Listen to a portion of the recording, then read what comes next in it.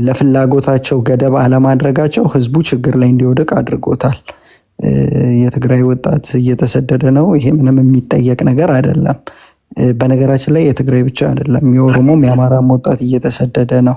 ግን ምንድነው መሰለ ከፕሪቶሪያው ስምምነት በኋላ ያለውን ገደብ ማነው ፍላጎት ገደብ አለማድረጉ ወይንም ደግሞ ህዝቡ ያለፈውን ስቃይ እልባት አድርገውለት ለዛ ህዝብ እፎይታ መስጠት አለመፈለጋቸው ያ ህዝብ አሁንም በሰቀቀንና በስቃይ እንዲቆይ ያደረገው ነው ብዬ ነው የማስበው። ሌላው ነገር ግን ምንድነው እኔ የሚታየኝ አሁን እኚህ ሰውዬ ከተናገሩት ንግግር የትግራይን ክልል የትግራይ ህዝብ ብቻ አይደለም ወይም በትግራይ ህዝብ ብቻ የሚፈታ አይደለም የትግራይ ህዝብ ችግር ወይም የትግራይ ክልል ሲሉ እርዳታ እየጠሩ ነው፣ እርዳታ እየጠየቁ ነው። ያ እርዳታ እነሱን የሚያግዛቸው ኃይል ይፈልጋሉ።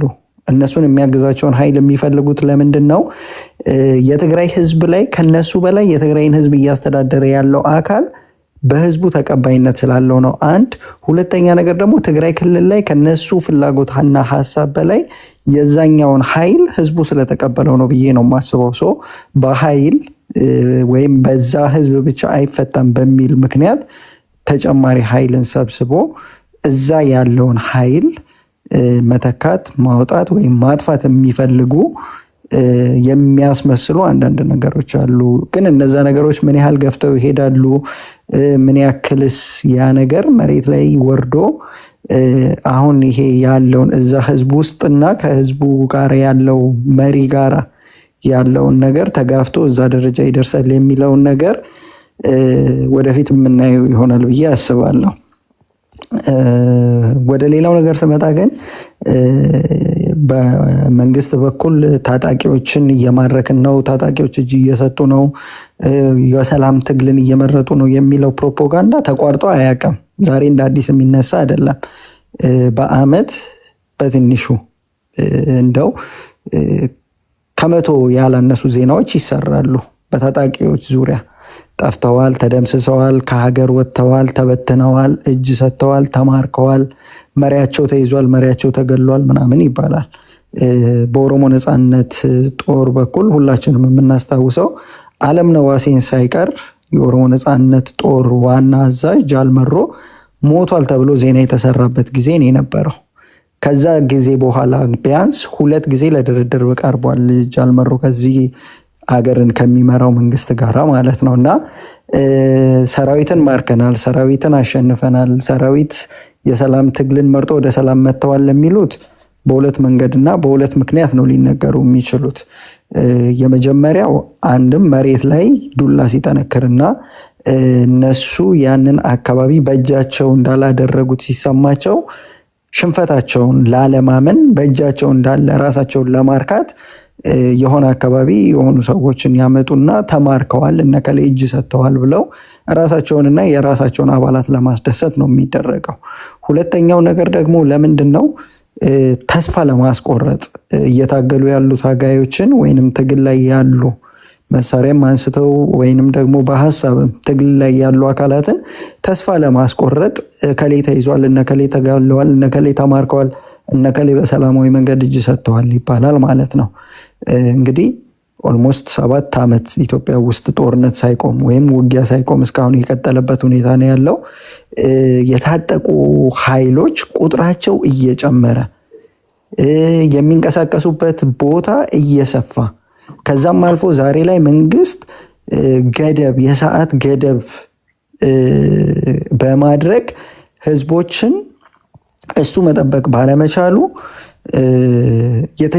የተወሰነች አካባቢ መንግስት ብቻ መሆኑን እያሳየ ያለበት ሁኔታ ነው ያለው። ለዛ ይሄ የታጠቀ ኃይል ዛሬ ላይ ያለው አቋም ትላንት ላይ የነበረው አቋም አይደለም።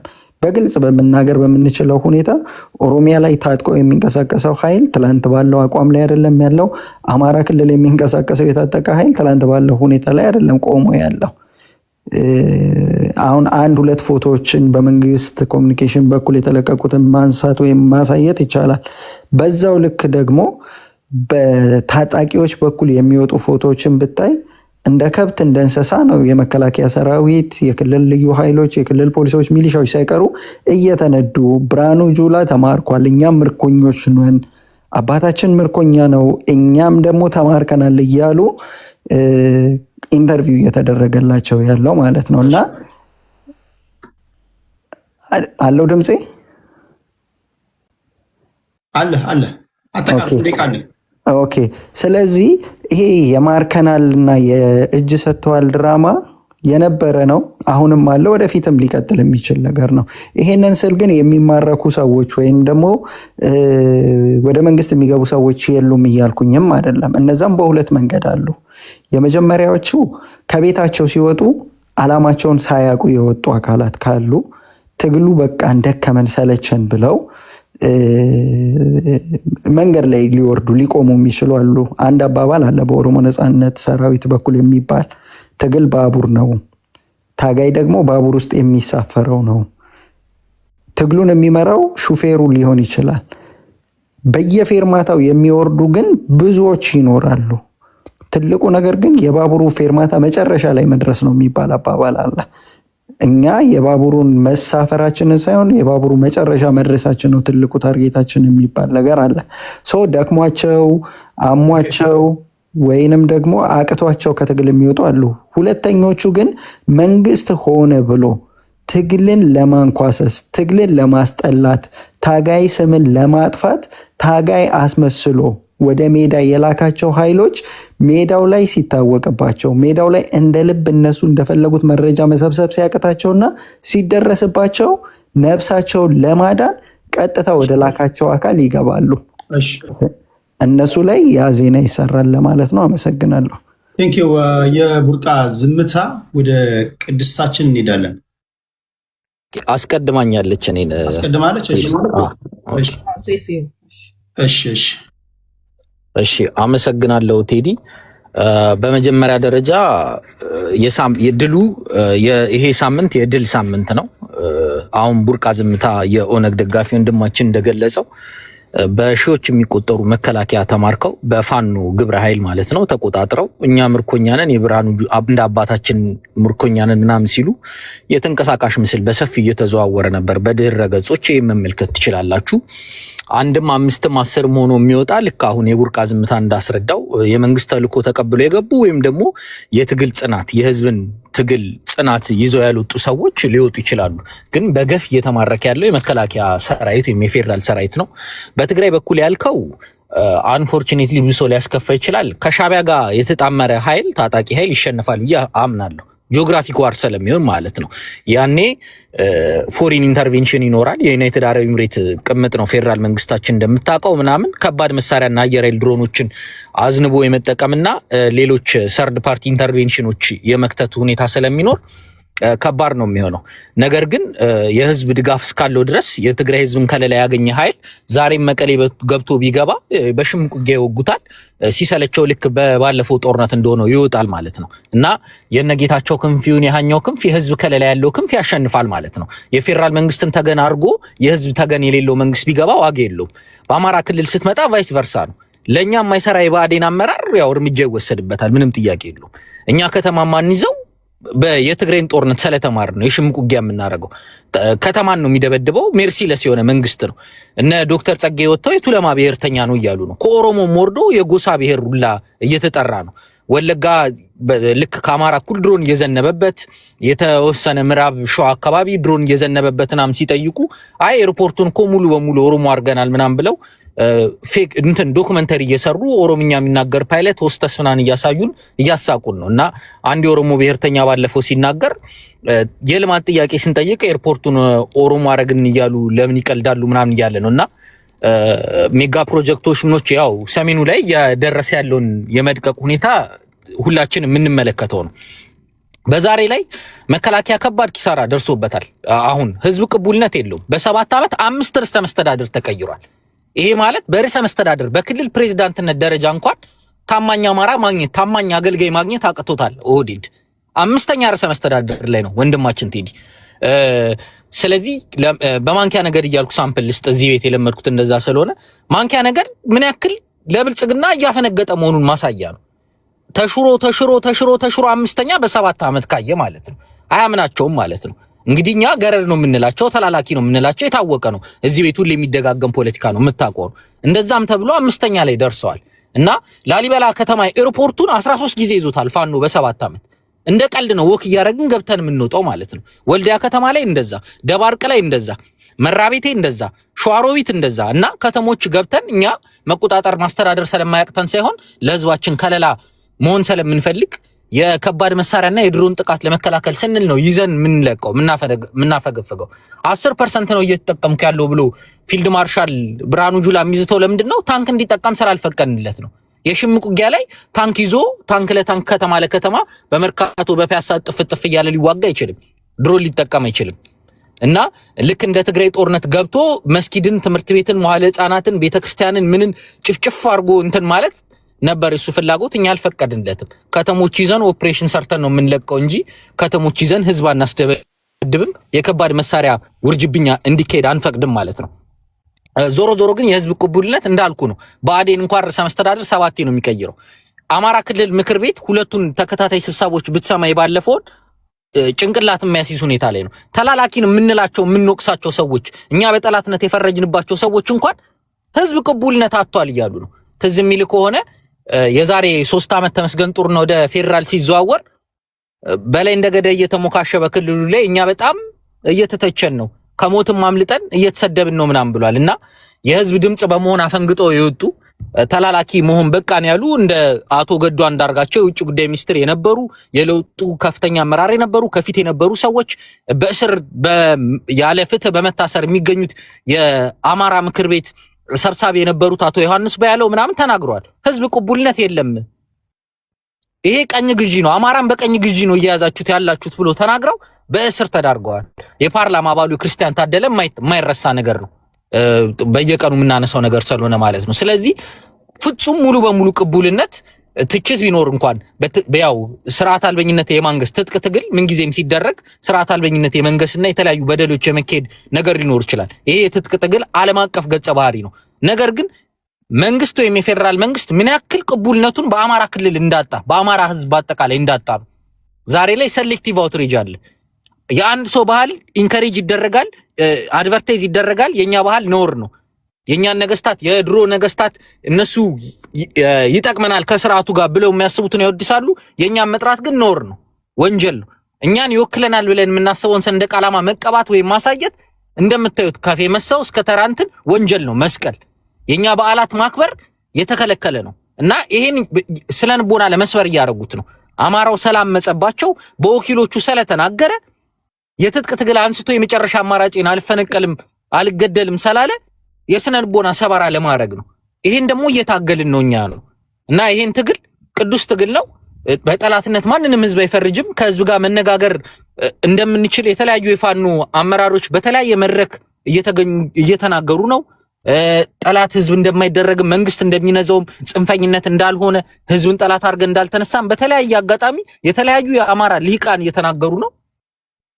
የጦር መሪዎቹ መኮንኖቹ እንደምታውቃቸው እነ ኮሎኔል ፋንታው ሞሃቤ እነ ብርጋዴር ጀነራል ተፈራ ማሞ የታወቁ ናቸው ሎያሊቲያቸውና ከውጪ ፎሪን ኢንተርቬንሽን ጋር ወይ ከግብጽ ተላላኪነት ጋር ወይ ከሻቢያ እንትን ጋር የምትከሳቸው ሰዎች አይደሉም።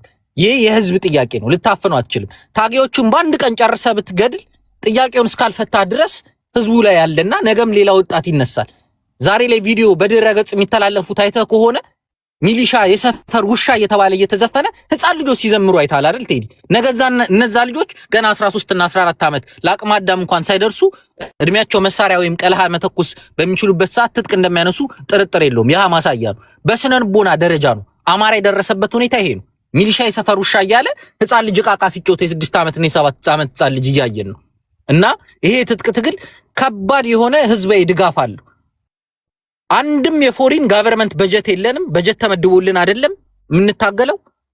የውጭ ኃይል ድጋፍ አድርጎን አይደለም። ህዝብ ነው ስንቅም ትጥቅም የሚያስታጥቀን ህዝብ ነው። የህዝብ ህዝባዊ ትግል ነው። ዛሬ ላይ ፋኖ ህዝባዊ ትግል ነው። በኤሊት ደረጃ ደደቢት በረሃ 7 ሰው ወጥቶ የመሰረተው ወይ እንደ ኦነግ በኤሊት በማኒፌስቶ አውጥቶ የሚታገልና አይደለም። ህዝባዊ አመጽ፣ መፈናቀል፣ መገደል የ40 ዓመትና የ50 ዓመት በደል እምቢ ብለን ነው የወጣ ነው። ዛሬ ፈርቅ ይዞ መስመር ይዞ አንድነት አምጥቶ አንድ መዋቅር ለመልቀቅ በዚህ ሳምንት ይለቀቃል። ወደ አንድ መተናል። ይሄ ትልቅ ስኬት ነው፣ ትልቅ ድል ነው።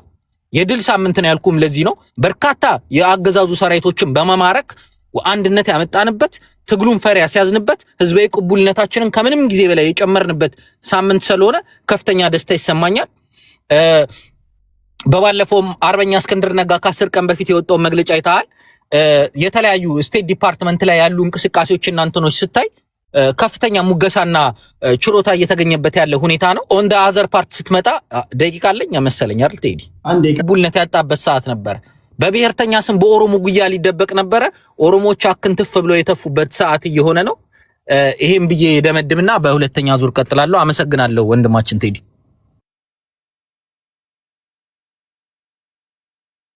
ሚዩት ነህ ቴዲ። ቴንክ ዩ ሴቭ። ቅድስት ዝግጁ ነሽ አሁን? እሺ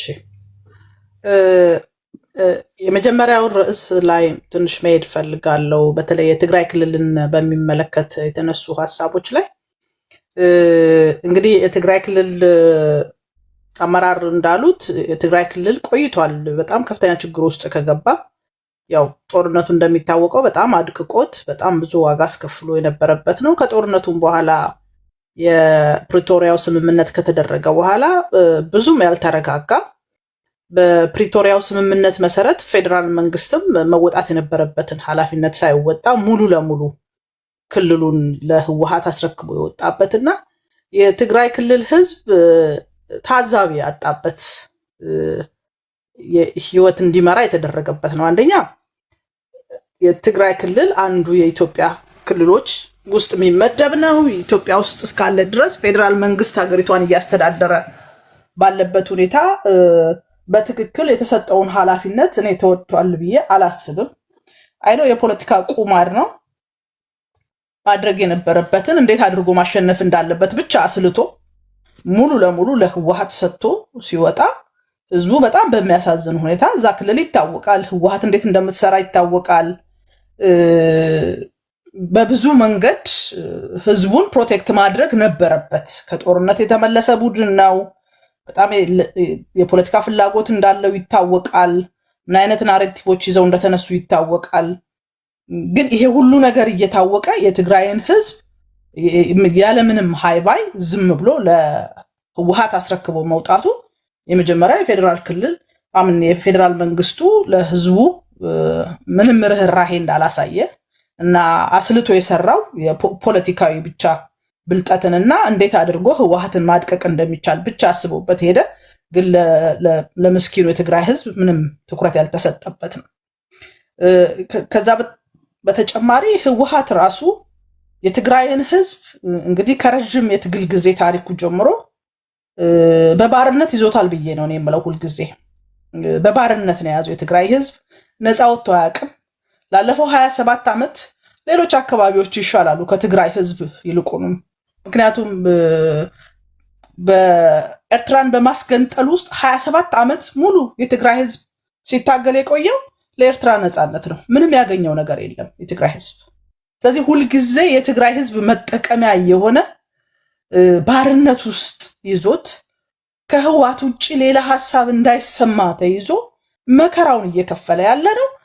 አሁንም ህወሓት በማይለወጠው አስተሳሰቡ በማይራራው አንጀቱ የትግራይን ህዝብ ጠፍሮ ይዞ ከሌሎች እህት ወንድሞቹ ለይቶ ለብቻው እያሰቃየ ያለበት ሁኔታ ነው ያለው። እዚህ ላይ ሌሎች አክተሮች አሉ። አንዱ በመላው ዓለም የሚገኘው የትግራይ አክቲቪስት ነኝ ያለው ነገር ግን የህወሓት አክቲቪስቶች ናቸው። እነዚህ ሰዎች ሚዲያውን ይዘውታል። ትግራይ ውስጥ የሚፈጠሩ መጥፎ ነገሮች በሙሉ እንዳይሰሙ ይሸፍናሉ። ሌሎች ኢትዮጵያውያን እህት ወንድሞቻቸውም በትግራይ ፖለቲካ ላይ ገብተው ምንም ነገር እንዳያደርጉ አትድረሱብን ብለው ዙሪያውን አጥረው ይዘው የትግራይን ህዝብ መከራውን እያሳዩት ያሉ ናቸው። በሚያሳዝን ሁኔታ ደግሞ ሌላው የፖለቲካ አክተር ኢትዮጵያ ውስጥ ያለው አይጠይቅም። በቃ ምን አገባኝ፣ ምክንያቱም በቃ ህወሓትና የትግራይ ህዝብ አንድ ነው የሚል ታፔላ ስለተሰጠው ብቻ በየትኛውም ዲቤት፣ በየትኛውም ክርክሮች፣ በየትኛውም የፖለቲካ ስምምነቶችና ውይይቶች ላይ የትግራይን ህዝብ ጉዳይ በልዩነት አንስቶ እየተበደል ነው እንደዚህ እየሆነ ነው ብሎ የትግራይን ህዝብ ጉዳይ የሚጠይቅለት የለም። በዋናነት እዛ ክልል ያለውን ነገር ለመፍታት ዋናውን ድርሻ የትግራይ ህዝብ ይወስዳል። ግን የትግራይ ህዝብ ያለበትን አሁን ያለበትን ስነ ልቦና ደግሞ ማየት ያስፈልጋል። ላለፈው 40 እና 50 ዓመት ከህዋት የተለየ እሳቤ እንዳያስቡ አድርጎ ቀጥቅጦ እዛ ክልል ውስጥ ፖለቲካውን ሰርቷል። ከልጅ ወደ ልጅ ድረስ እስኪሄድ ድረስ ማለት ነው። እንዲህ በሆነበት ሁኔታ ዝም ብሎ እንትኑ ከውስጥ ብቻ ይምጣ ብሎ መጠበቅ ትክክል አይደለም። የፖለቲካ ትሮማ ውስጥ እኮ ነው ሰው ያለው። ከዛ ውጭ ማሰብ እንዳይችል ተደርጎ ነው ቁጭ ያለውና ያሳዝናል። ማለት እንደ ህዝብ ሃይባ ያጣ ህዝብ ነው የሚያየው የሚያዝንለት። አንዳንዴም ቆረጥ ብሎ እርምጃ ሊወስድለት የሚችል አካል መምጣት አለበት። የተወሰኑ የተጀመሩ ነገሮች አሉ። ከዛ ውስጥ የወጡት አሁን ጌታቸው ቡድን እና ሌሎችም እዛ ውስጥ ያሉት የመኳከሯቸው ነገሮች አሉ። አሁንም ግን ሁኔታውን ስታየው አሁን ቲፒኤልኤፍ በቀጥታ ከኤርትራ መንግስት ጋር እያደረገ ያለውን ግንኙነት ስታይ የበለጠ የትግራይን ህዝብ እንደገና ለሌላ ቀውስ ለሌላ ጦርነት የሚዳርግ እንቅስቃሴ ውስጥ እንዳለ የሚያሳይ ነውና እኔ እዚህ ጉዳይ ላይ ሁሉም ኢትዮጵያዊ ትኩረት ሰጥቶ ይሄንን ነገር ቢያየውና ዳግመኛ ጦርነት ውስጥ የማይገባበት ዳግመኛ መከራ ውስጥ የማይገባበት ነገር ቢታይ በጣም መልካም ነው ብዬ ነው የማስበው። ሰዓት ካለኝ ወደ ሁለተኛው ሐሳብ መጣለው አለኝ። እሺ፣ በፌደራል መንግስትና በተለያዩ ክልል ያሉ ታጣቂዎችን በሚመለከት እንግዲህ ትግል ውስጥ የተለያየ አይነት አሰላለፎች አሉ። ኦሮሚያም አማራ ክልልም ያሉትን ነገሮች ስናይ ወጣቶች ከሰፈራቸው ከሰፈር ሰዎች ተጣልተው ከእናት አባቶቻቸው ተጣልተው ሄደው የገቡበት ሁኔታ አለ። በትክክል ይሄ ጉዳይ ደግሞ ኖ ወጥቼ ይሄንን መንግስት አግዬ ነው መጣል ያለብኝ ብለው ሄደው ወደ ትጥቅ ትግል የገቡ አሉ። በዚህ መሃል ብዙ እየተፈጠሩ ያሉ ነገሮች እንዳሉ እናያለን። አማራ ክልል አጠቃላይ ያለውን ሁኔታ ስናይ አሁን ፌደራል መንግስት የሚያወጣቸው መረጃዎች አልተደረጉም ብዬ አላምንም። ምክንያቱም እዛ ክልል ውስጥ ባለው ይሄ የተለያየ አሰላለፍ ምክንያት ሐሳቡን የማይደግፉ ሰዎች ትግሉ አቅጣጫውን ቀይሯል፣ ከተነሳንበት የተለየ ነገር ነው ብለው ያሰቡ ሰዎች እጅ እየሰጡ ያለበት ሁኔታ እና በተለይ እንደተጠበቀው አልሄድ ሲል ብዙዎች ወደ መንግስት እየገቡ ያለበት ሁኔታ አለ። ያ ማለት ግን በሚደረጉ ውጊያዎች መካከል የመንግስት ኃይሎችም እየተማረኩ ያለበትም ሌላኛው ስዕል ነው። ስለዚህ ውጊያ የሚደረግባቸው አካባቢዎች ሁልጊዜ እጅም ይሰጣል የሚማረክ አለ። ያው መንግስት ሚዲያውን ስለሚይዘው በብዛት እንትን የማድረግ ነገሮችን እናያለን። እውነታው ግን አሁን በዚህ ሰዓት ትክክል ነው። እጅ እየሰጡ ያሉ ሰዎች አሉ። አጠቃላይ እዛ አካባቢ ያሉ ያሰላለፍ የፖለቲካ እንትን ጥራት ማነስ፣ የእርስ በርስ ትግሉ ሰፈር ውስጥ የመግባት እንዲህ አይነት ነገሮች ሆ ብሎ የገባውን ወጣት በስነ ስርዓት ሰብሰብ አድርጎ ያለማያስ ችግሮች ስለሚታዩ በቀጥታ እየሄዱ የመስጠት ነገር አለው። እዚህ ውስጥ ያው መንግስትም የራሱን ፖለቲካ ስለሚሰራ በራሱ መንገድ ደግሞ አደራጅቶ ያስገባቸውና ያው በትክክል ፖለቲካውን መጠቀም የሚፈልግባቸውም የመንግስት ታጣቂ የሚባሉ በሁለቱም ክልሎች ላይ አሉ። እነሱ በተፈለገ ሰዓት ላይ ብድቅ ብለው ገብተው ያው ለመንግስት የሚዲያ ፍጆታ የሚውሉባቸው ሁኔታዎች አሉ። ኦሮሚያ የምናየው ይሄንኑ ነው። በተመሳሳይ በተለያየ ጊዜ ትግል ውስጥ የነበሩ ሰዎች በጽናት የመቆየት ዓላማውም ትክክል አይደለም ብሎ የማመን እንዲሁም ደግሞ በሌላ ቡድን ተደራጅተው የነበሩ ሰዎች እጃቸውን ለመንግስት እየሰጡ ያው መንግስት ይሄንን ይጠቀምበታል። ምክንያቱም ይሄን ቡድን እያሸነፍኩት ነው፣ እኔ መቋቋም አይችልም፣ በጣም ብዙ ሰራዊቱ ወደ እኔ እየመጣ ነው ብሎ በዓለም ሚዲያ ማሳየት ይፈልጋል። እንደገና ትጥቅ ትግል ላይ ያሉትን አመራሮች ተስፋ የማስቆረጥ ማህበረሰቡም ይሄን ትጥቅ ትግል እንዳይደግፍ የማድረግ ስራዎች ይሰራሉ። በሌላ በኩል ደግሞ የመንግስት ሚኒሻዎች፣ መከላከያ ሰራዊት አባላትም በእንደዚሁ እዛ የትጥቅ ትግል እያደረገ ባለው ቡድን እየተማረኩ ያለበት ሁኔታ አለ። ዞሮ ዞሮ በኢትዮጵያን አጠቃላይ ሁኔታ ስናየው መንግስትም ማርክ ያለው በጣም ብዙ ሰው ወደ እኔ እየገባ ነው ብሎ ሊነግረን ይችላል። ያኛውም እንደዚሁ ሊነግረን ይችላል።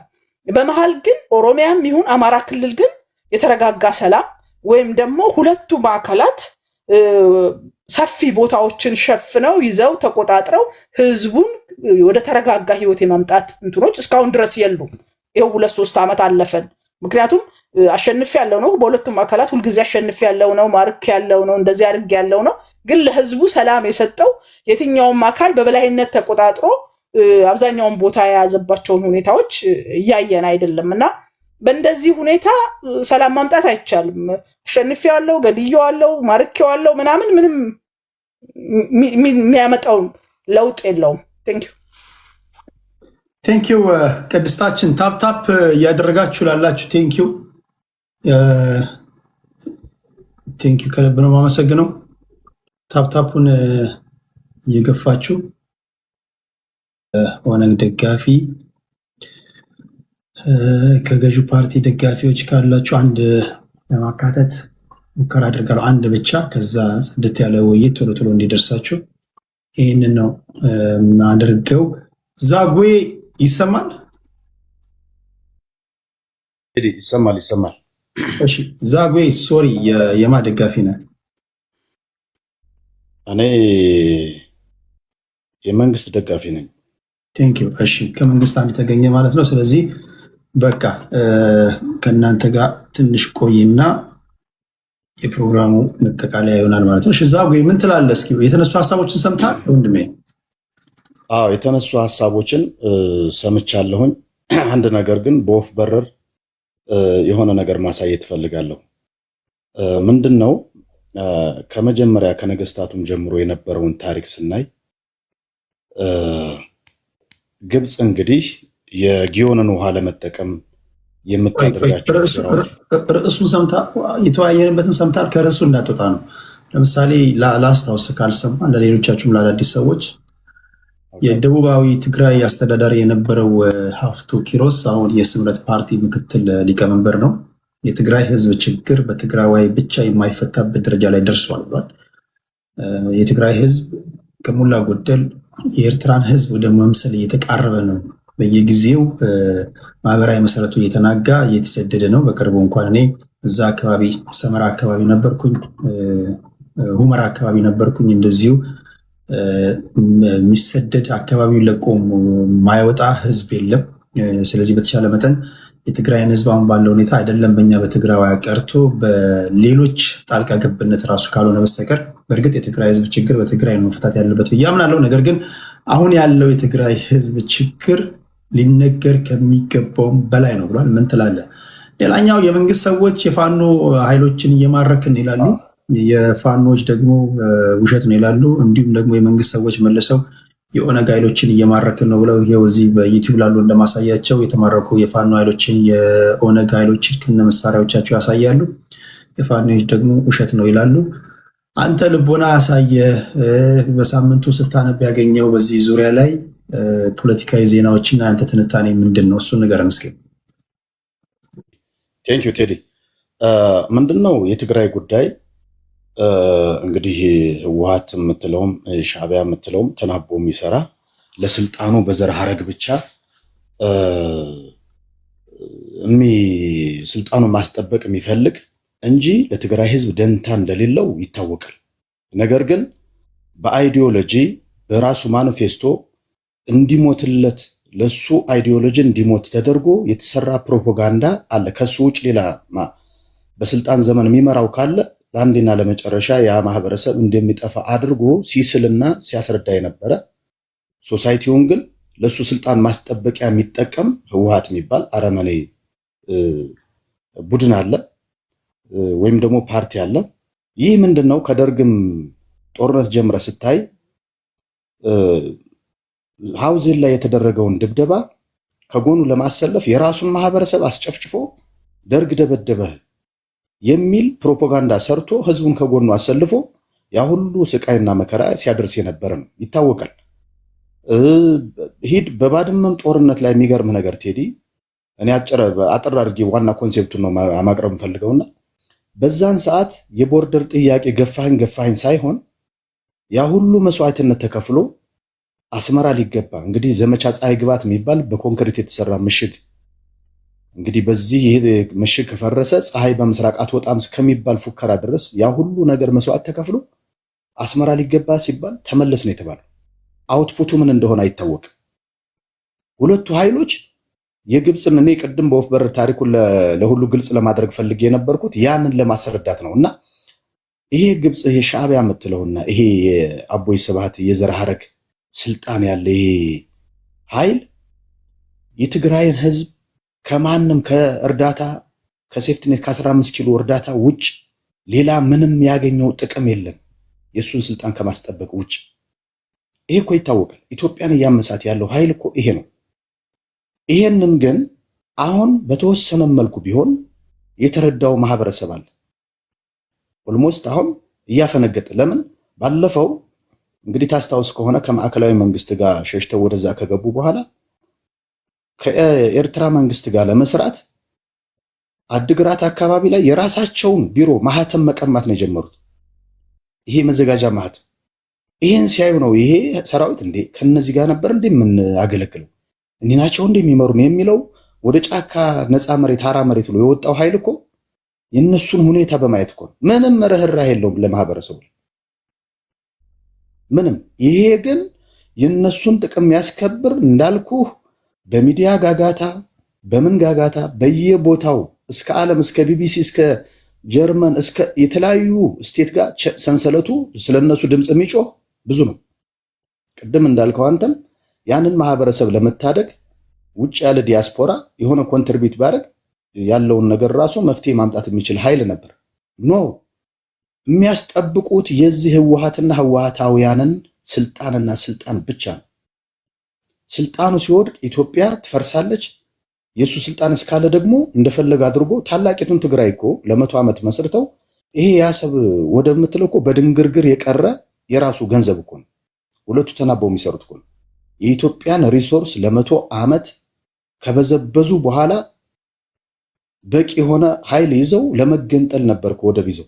ይሄን ነው እኮ በመሃል ላይ አብሯቸው ያደገ እኔ ስጠራውም ደስ የሚለኝ የዓለም የሰላም ሎሬት ክቡር ዶክተር አብይ አህመድ ከነሱ ሴራ አብሮ ሲያነብ የነበረ ክፋታቸውን ሲማር የነበረ አብሯቸው ያደገ ለዛ ነው ከራሳቸው ወጥቶ ይሄንን ስርዓት ጠቃሚ እንዳልሆነ ለኢትዮጵያ መጻኢ ዕድል ጠቃሚ እንዳልሆነ አውቆ የራሱን አዲስ ከነሱ ራዳር ውጭ ሲወጣ ነው ይሄ ሁሉ ጩኸትና ጫጫታ። አሁን እኮ ኢትዮጵያ ቤዚካሊ በጣም ለውጥ ያሉ ሜጋ ፕሮጀክቶች እኮ አሉ አይተንም አናቃቸው። ይሄ ሁሉ በርደን ነው እያለ አስብ ቴዲ። ይሄ አሁን ይሄ ፋኖ ኦላ ምናምን የምትለው ይሄ ግንቦት ሰባት የነበረ የነዘመነ ምናምን የምትለው የነሱ ማዕከላዊ መንግስት ጋር ያኮረፈ ሳዋ የሄደ ሲሰለጥን የነበረ ሽፍትነትን ሲለማመድ የነበረ ነው። ተላላኪ ነው። አሁን ግን መንግስት ቆርጦ ይሄ ሁሉ አሁን በአገሪቱ ላይ ያለው ሞት ምናምን የምታዩ እኮ ለዘመናት እነሱ አደረጃጀት ሰርተው የነበሩ የሆነ ለምሳሌ አሁን የአይሻ ዶክመንተሪ ፊልም የነ ብርቱካን ዶክመንተሪ ፊልም ዓለም ጡቷ ተቆረጠ ምናምን የሚለው እኮ ሰውን በማወናበድ ፕሮፓጋንዳ በመስራት መንግስት እንዲጠላ ሰራዊት እንዲጠላ የሚደረግ ሴራ እኮ ነው። ይሄ ሁሉ የመንግስት ኃጢአት። መንግስት ዓላማው የነበረው መነሻውም ላይ ከዚህ በፊት ያገነገነ የነበረ የጥል ግድግዳ የነበረን የጦርነት ታሪክ በእርቅ ተፈትቶ የጥላቻ ግድግዳ ፈርሶ አዲስቷን ኢትዮጵያ በይቅርታ አልፈን ወደ ልማትና ልማት እንሄድ ነው። በሐሳብ የበላይነት ያለው ሐሳቡን ለማህበረሰቡ ሽጦ መንግስት መሆን ይችላል የሚል አውድ ነው ፈጥሮ እየተንቀሳቀሰ ያለው። ነገር ግን መንግስት ነውና አንተ ላፈርስ ብትለው መከላከል ግዴታው ነው በዚህ የመጣ መንግስት ስለሆነ። ይሄንን ግን ማህበረሰባችን የፖለቲካ ክላውት ስለሌለው በየቦታው ላይ ያለውን ጫጫታ የሚፈጥረው ራሱ ገሎ አሁን አማራ ላይ ክልል ላይ ስታይኮ አማራ ያሉ ማህበረሰብ ትላልቅ ለክልሉ ልማት ተጽዕኖ ፈጣሪ የሆኑ ባለሀብቶች እኮ የልጃቸው እየተያዘ እየታፈነ አምጡ እየተባሉ ሸሽተው ወደ አዲስ አበባ የሄዱበት ጉዳይ ነው ያለው። እንዴ አንተ የዛን አካባቢ ማህበረሰብ በቃ ጦርነቱ ይብቃን በሌላ አይነት መታገያ ሄዱ በሰላማዊ ትግል ፓርቲ መስርቶ ማህበረሰቡን ቀስቅሶ እኮ የዛ የክልሉን ድምጽ ወስዶ ወንበር ይዞ እኮ መንቀሳቀስ እኮ ይችላል። መብቱ እኮ ነው። ይሄን ማድረግ አይችልም። ሐሳብ የለም። ተላላኪ ነው። አሁን እንደውም ቁልጭ ብሎ የመጣው ምንድነው? በቅርቡ ታስታውስ ከሆነ አንድ የወጣ መረጃ አለ። ከዚህ ከሸዋም ካሉ ፋኖዎች ከጎንደርም ከጎጃም ከወሎም ከትግራይ ጀነራሎችም ከኤርትራ ጀነራሎችም ስብሰባ አድርገው ነበር። አሁን የአማራ ፋኖ ሊቀመንበር ተደርጎ የተመረጠው ዘመነን ነው። ይሄን ተቀበሉ የማትቀበሉ ከሆነ የምንሰጣቸውን ድጋፍ የጥይትም ሌላም ነገር ያቆማል አይነት ነገር ነው። በብዛት አሁን ጎንደር አካባቢም ላይ ትጥቃቸውን እየፈቱ ወደ መንግስትም እየገቡ ያሉበት ምክንያት ሴራውን ስላወቁት ነው። ይሄ ድል እንደዚህ ነው እየተደረገ ያለው። ተላላኪዎችን በመላክ አገር አፍራሽ ግብረ ኃይል ነው ይሄ እንጂ ለእውነት ለሚጠራው ማህበረሰብ የሚታገል አይደለም። ከፍሬው ትለየዋለህ። ፕራክቲካል ግራውንድ ላይ ያለው ለአማራ ጠላት ሆኖ ያለው እታገልልሃለሁ የሚለው ይሄው ኃይል ነው። አሴም ታይም ትግራይም ውስጥ ያለው ህወሓት ይሄን ነው የሚያደርገው።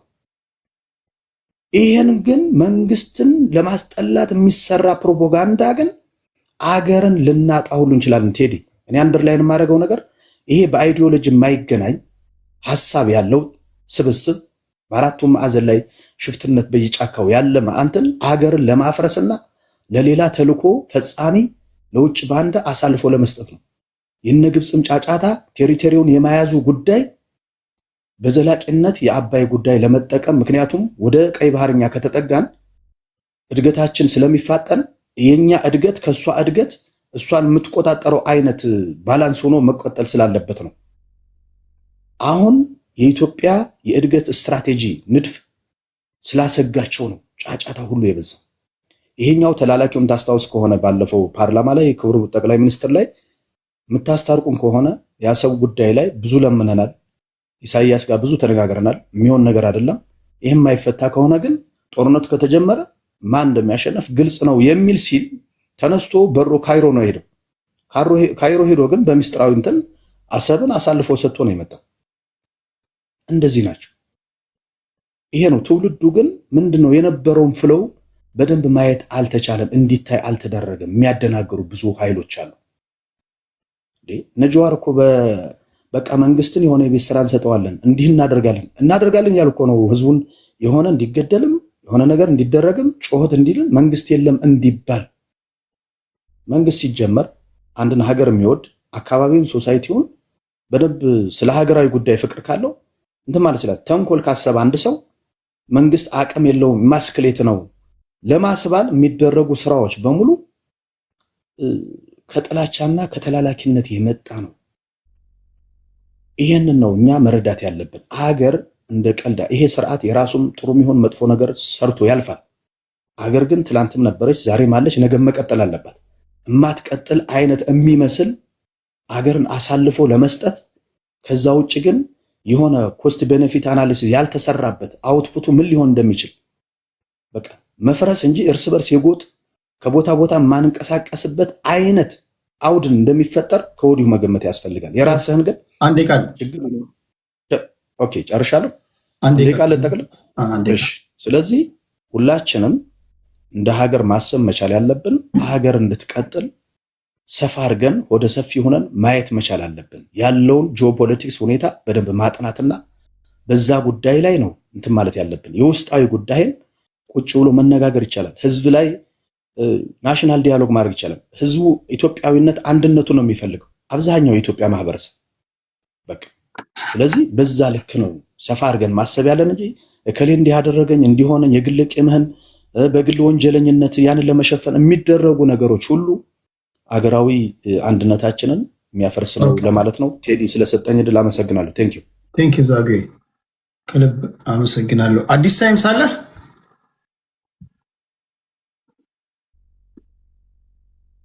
አዲስ ታይምስ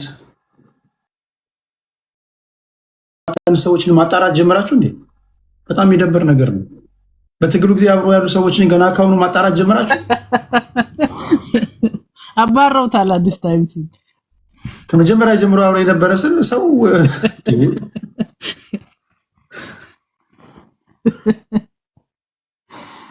እንዴት ነው ማባረር ማለት? ማን ነው የሚያባረው? ማን ነው የሚያስገባው?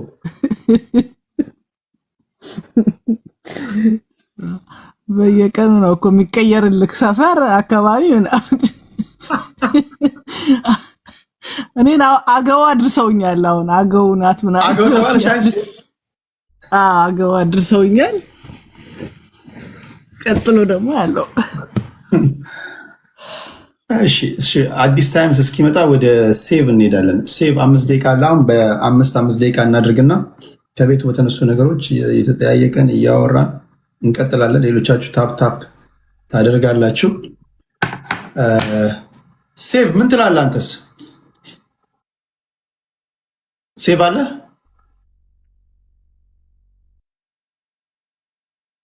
ሴቭ እሺ፣ ሴቭ እስኪመጣ ቅድስታችን ይሰማሻል? አዎ ይሰማኛል ቴዲ። እሺ ምን ትያለሽ? 5 ደቂቃ አለሽ። አዎ እንግዲህ በተለይ ይሄ የተነሱት ሁለት ጉዳዮች የትግራይ ክልልን የሚመለከተው ጉዳይ ላይ በአጠቃላይ እንደ ሀገር ይሄ ያንን ክልል ለአንድ ቡድን ብቻ ሰጥተህ ዝም የምትለው አይደለም። እዛ አካባቢ ያሉ ወጣቶች የሰላም እጦቱ ሲመጣ፣ አለመረጋጋት ሲኖር፣ እንደገና ሌላ የጦርነት ድቆሳ ሲጀመር ወጣቱ እየተሰደደ ነው ያለው። እውነታቸውን ነው። በነገራችን ላይ ወጣቱ እየተሰደደ ነው ያለው። ይሄ አምራች የምንለው ሀገር ሊረከብ ይችላል ብለን የምናስበው ወጣት ከሰላም እጦት የተነሳ አካባቢውን ለቆ እየወጣ ያለበት ሁኔታዎች አሉ። ያ ብቻ አይደለም። ከጦርነት መልስ በጣም ብዙ ወጣቶች እኔ አሁን አንድ የማይገባኝ ነገር ለምሳሌ አሁን የመጀመሪያው እነዚህ ብሔርተኞች የሰሩት የመጀመሪያው ነገር ሶላባት ሁላችሁም እንደምታውቁት የሪሶርስ ጉዳይ ነው። የሪሶርስ ጉዳይ ነው። ሌላ ነገር ብንፈርት ብንነሳ ከዚህ ውጭ የለም። አማራን እኛ ብቻ እንበዝብዘው፣ ኦሮሞን እኛ ብቻ እንበዝብዘው፣ ትግራዋይን እኛ ብቻ እንበዝብዘው፣ ሁሉም ብሔር ብሔረሰቦች ከኛ ውጭ ሌላው አይኖር ከሚል እሳቤ የመጣ ነው እንጂ ሽፋኑ ያው ፍሬሙ ህዝባችንን ነፃ እናውጣ ምናምን ብለው ያ እሱ ፖለቲካ ለመስራት ነው። ያኔ ደርጎችን ለመጣለ ወደ ጫካ ሲገቡ ህዝቡን ታግሎ ለማታገል ለህዝቡ ምን እንንገረው ብለው ሲነድፉ ደርግ ከሞላ ጎደል ጃንሆይን ካስወገደ በኋላ እነዚህን ጥያቄዎች እኮ መልሷል። መሬት ላራሹ መልሷል። የሃይማኖት ጉዳይ መልሷል። የበዓላትን ጉዳይ መልሷል። ከንጉሳዊ ስርዓት ወደ ሪፐብሊክ የመታለች ኢትዮጵያ በታሪኳ ለመጀመሪያ ጊዜ። አሁን ምን ብለን ነው ገጠር ምንገባው? ህዝቡ ምንድን ነው የፈለጋችሁት ቢለን ምንድን ነው የምንለው ሲሉ በአግባቡ አልተመለሰም በሚል እንግባ ብለው ወደ ጫካ የገቡት። አሁን እነዚህ ብሔርተኞች የመጀመሪያ ተቀዳሚ ድርሻቸው አሁን ጠል ምናምን ብሎ ለማሸማቀቅ የሚሞክሩት እንዳትገቢባቸው ነው። እኛ ብቻ እንበዝብዘው። በነገራችን ላይ ቁጥር 1 የወጡትን ማህበረሰብ የሚያግቱ ናቸው። እገታ ቢዝነስ ውስጥ ያላችሁ አላችሁ። ማንም ደበቁት እኔ ልደብቁ እንደ ሆን ብላችሁ የወጣችሁበትን ማህበረሰብ ግን ነፃ እናውጣ ትላላችሁ። በእገታ ቢዝነስ ውስጥ ያላችሁ አላችሁ። ገንዘብ በመሰብሰብ ቢዝነስ ውስጥ ያላችሁ አላችሁ። አም ሶሪ ለወጣችሁበት ማህበረሰብ የምታስቡ ልባችሁ የሚደማ ትክክለኛ የአማራ ልጆች አላችሁ፣ የምታዝኑ ትግራዋ አላችሁ፣ የኦሮሞ ውስጥ አላችሁ፣ ብሔር ብሔረሰብ ውስጥ አላችሁ። ግን ጥቂት ናችሁ፣ ተውጣችኋል። ስለዚህ ማጆሪቲዎቹ አሁን አንድ ሰው መጥቶ አንድ የኦሮሞ ፖለቲከኛ ቀን ልበቀና ስለ አማራ ቢናገር አውቶማቲካሊ ምን እንደሚባል ታውቂያለሽ። አንድ የአማራ ልጅ ስለ ኦሮሞ ቢናገር አውቶማቲካሊ ምን እንደሚባል ታውቂያለሽ። አንዳችን ስለ አንዳችን እንድንናገር ሀሳብ እንዳንሰጥ ማንችልበትን ነገር ነው አጥር ያበጁት። አሁን አንተ አዝና አይመስልም? ዋና አስገዳ ይሉሻል። ካለ ዛሬ ያላየ ሰውዬ ዋና አስገዳ ይልሻል። ይሄ እኮ ነው ሲያስገድለን የነበረው ይልሻል። በቃ ያጠፋሻል። ድንብርብርሽን አውጥቶ ማለት ነው። ትከሻሽ ጠንካራ ካልሆነ ካላወቅሻቸው ድንብርሽ ትጠፊያለሽ። ፖይንቱ ምንድነው? አንዳችሁ በአንዳችን ጉዳይ ላይ እንዳንገባ ነው በብረት አጥር ያጠሩት። አሁን ትግራዋይ ሀፍቱ ኪሮስ የትግራይ ችግር በትግራዋይ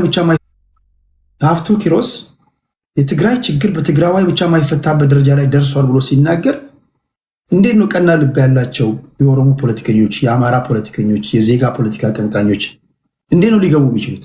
የትግራዋይ ችግር በትግራዋይ ብቻ ነው የሚፈታው ይሉሻል። የአማራ ችግር በአማራ ብቻ ነው የሚፈታው ብሎሽ 4 ነጥብ በመዶሻ ዘግተውልሽ፣ የኦሮሞም እንደዛ አጥራጥረውልሽ እንዴት ነው ኦኬ ገብቶስ ምንድን ነው የሚደረገው? አሁን ያለንበት ነባራዊ ሁኔታ እኮ ይሄን እኮ ገብተሽስ ምንድን ነው የምታደርጊው? አሁን ትግራዋይ ችግራችሁን ልፍታ ብሎ ለበቀና አማራ ልጆች ቢሉ አስመሳይ ዋናው ገዳይ ምናምን ይባላል። ኦሮሞም ዋናው ገዳይ አሁን አንተ ከልብ አዝለህ ነው ይባላል። ያጠፉታል። ይሄ በሆነበት ሁኔታ ፖለቲካችን እንደዚህ አይነት መልክ ባለበት በያዘበት በዚህ ሰዓት እንታደጋቸው፣ ልትታደጉን ደግሞ ሁላችሁም ያስፈልጋቸዋል የሚል ጥሪ ሲመጣ አንዳችሁ ወደ አንዳችሁ ጋር እንዴት ነው ልገቡ የምችሉት? እንዳልከው ነው ቴዲ። አንደኛ የኛ የፖለቲካ ስሪታችን ይሄ ሀገራዊ አንድነትን የሚያመጣ ሳይሆን በፍጹም የሚያለያይ እርስ በርሳችን በጥርጣሬ እንድናይ ተደርጎ አንዳንድ አካባቢዎች ላይ አልፎ ተርፎም ደም የተቀባባንባቸው እርስ በርስ መጋዳደሎች የነበሯቸው ሂደቶች ስላሉን ይሄ በተለይ የፖለቲካ ቁማር እየሰራ ላለው ኤሊት በደንብ ጠቅሞታል። እያንዳንዱ ክልል ላይ ያለው ይሄ የኔ ነው ከኔ ውጪ እነማንም እዚህ አካባቢ ላይ አትድረሱብኝ ብሎ ሲልህ ያንን ማህበረሰብ በልዩነት እንደፈለገ ለማድረግ እድል ተሰጥቶታል። ነገር ግን ምንኖርባት ሀገር ኢትዮጵያ ናት። ኢትዮጵያ ውስጥ የሚኖሩ ህዝቦች ናቸው። እነዚህን ህዝቦች ደግሞ ሰብአዊና ዲሞክራሲያዊ መብታቸው ተከብሮ እንዲኖሩ የማድረግ ኃላፊነት ደግሞ ለፌደራል መንግስቱ ተሰጥቷል። ለዛ ነው መንግስት የሚባልም ስርዓት ያስፈልገን። ስለዚህ በየአካባቢው ላይ አትድረሱብን ስላለ ብቻ ይሄንን በቃ ለሆነ የፖለቲካ ኤሊት ሰጥቼዋለሁ ብለህ ምስኪኑን ህዝብ ልትተው አይገባም። ለዛ ነው እኔ የፕሪቶሪያ ስምምነት ሲደረግ ፌደራል መንግስቱ የተሰጠውን ኃላፊነት በፕሪቶሪያው ስምምነት መሰረት እዛ ክልል ላይ በጋራ መንግስት እንዲያቋቁሙ የተደረሰውን ስምምነት አልፈጸመም። ያልፈጸመበት የራሱን ምክንያት ያስቀምጣል። እንደኔ እይታ ግን የፌደራል መንግስት በቀጥታ ስራውን የሰራው ከፖለቲካ ብልጠት ነው። የፖለቲካ ብልጠት ወስዶ ነው። ምክንያቱም እዛ ክልል ውስጥ ቢገባ ህወሓት ከዚህ በፊት ሲሰራቸው የነበሩትን ቁማሮች ስለሚያቅ ምስኪኑን ህዝብ ተጠቅሞ እንደገና በዓለም አቀፍ ደረጃ እንደሚያሳጣው ስለሚያቅ ያንን ምስኪን ህዝብ ሙሉ ለሙሉ ለህወሓት አስረክቦት ወጣ። ይሄ ትክክል አይደለም። ለዛ መንግስት አለኝ ካልክ በመንግስትና በህዝብ መካከል ያለው ኮንትራት እኮ መብትህን ሰጥተው እንደገና መብትህን አሳልፈ ለመንግስት ሰጠ እንዲያስተዳድር በኩል እንዲዳኘ ነው መንግስት ያስፈልገው። ስለዚህ አሁን የፌደራል መንግስቱ አሁን የፌደራል መንግስቱ አሁን ምንድነው ሊያደርግ የሚችለው? አንዳንድ ጊዜ የፌደራል መንግስቱ የሚጠቀማቸው መንገዶች ራሳቸው ጥያቄ የሚያስነሱ ናቸው። አንዳንድ ጊዜ ደግሞ ማትፈርጅበትም ደግሞ የራሱ መንገድ አለ። ለምሳሌ ኦኬ ይሄ ነገር የሚፈታው የፌደራል ወይም ደግሞ የሀገር መከላከያ ሰራዊትን በማሰማራት ነው ካል የሀገር መከላከያ ሰራዊት ሲሰማራ የሚደበደብ ከሆነ የሚገደል ከሆነ ጥያቄው ከነሱ ይምጣ በሚል ታክቲክ ሆን ብሎ ለመከራ ህዝብን የመጣል ነገር አለ። አሁን መከራው ሲበዛባቸው፣ ዝርፊያው ሲበዛ፣ ግድያው ሲበዛ አሁን ትግራዮች ከዚህ ቀደም ሰምተናቸው የማናቃቸው አፈናዎች፣ ግድያዎች፣ መደፈር፣ እገታ እነዚህን እየሰማችሁ ነው። አሁን የፌደራል መንግስት የሚጠቀመው ታክቲክ የሚመስለኝ ኦኬ የሆነ ሰዓት ገብተን ነበረ የሀገር መከላከያ ሰራዊት ይኸው ዋጋው ስላልገባቸው እንዲህ ተደብድቦ ወጣ። አሁን ጥያቄው ከራሳቸው ሲመጣ ከህዝቡ ሲመጣ እንገባለን፣ እስከዛው ድረስ ለዛም ሰፈር ብሎ የተዋቸው ነው ይመስለኝ። ይሄ ደግሞ ህዝቡን ዋጋ እያስከፈለው ነው። እንዴት ነው ያ ስህተት ነው እኮ ያ ስህተት ነው። ምክንያቱም አንደኛ ትግራይ ክልል ይሄ የድንበር አካባቢዎች አሉ። እነዛን ድንበሮች የማስከበር ኃላፊነት አለበት።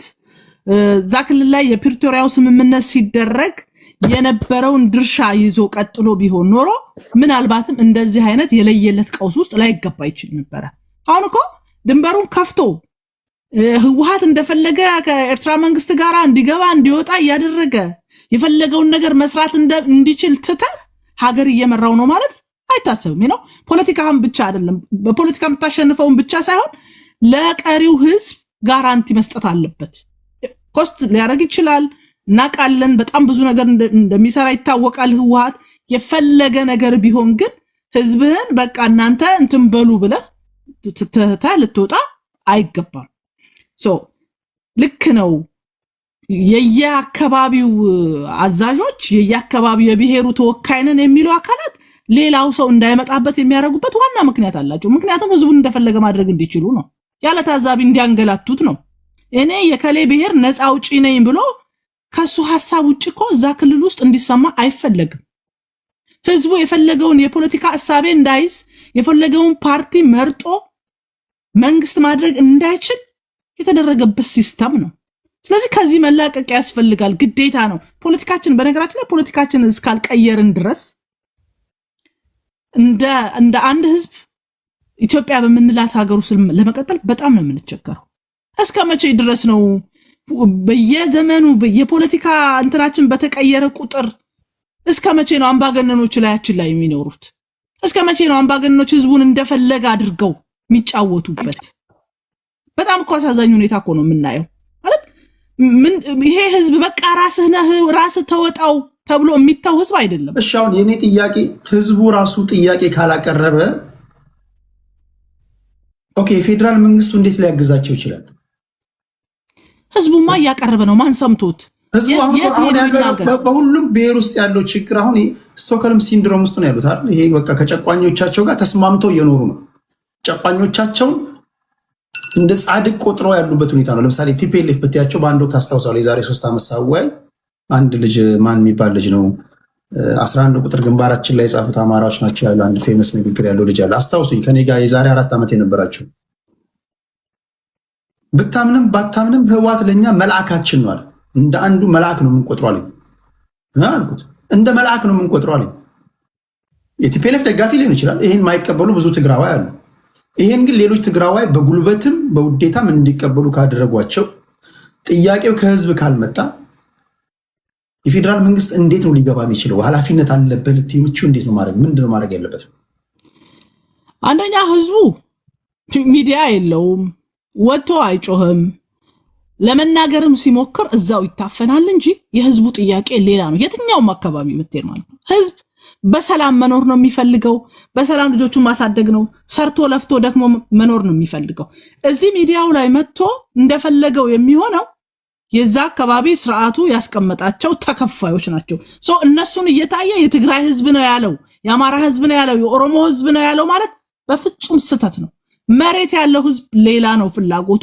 ግን የህዝቡን ድምጽ የሚያሰማለትም የለም፣ እንዲሰማም አይፈለግም። ምክንያቱም የፖለቲካ ቁማርና በጣም የጥቂቶች መጠቀሚያ ስለሆነ ነው እንጂ መንግስት ወረድ ብሎ ማወያየት ቢጀምር፣ የተሰጠውን ኃላፊነት በትክክል መወጣት ቢጀምር የትግራይ ህዝብ የሚፈልገው ይሄን